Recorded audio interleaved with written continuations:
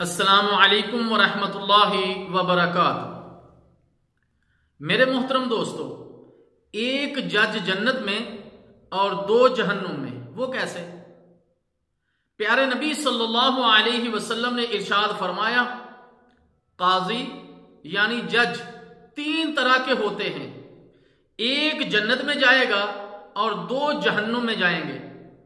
جنت میں جانے والا جج وہ ہے جس نے حق پہچانا اور اس کے مطابق فیصلہ کیا، اور جس جج نے حق پہچانا اور پھر فیصلے میں ظلم کیا تو وہ آگ میں جائے گا، اور جس نے جاہل ہوتے ہوئے لوگوں کے فیصلے کیے وہ بھی آگ میں جائے گا۔ سنن ابی داؤد۔ اللہ تعالیٰ جل شانہ سے دعا ہے کہ اللہ تعالیٰ ہمارے ججوں کو، ہمارے قاضیوں کو، ہمارے فیصلہ کرنے والوں کو قرآن و سنت کے مطابق فیصلہ کرنے کی توفیق عطا فرمائے۔ والسلام علیکم ورحمۃ اللہ وبرکاتہ۔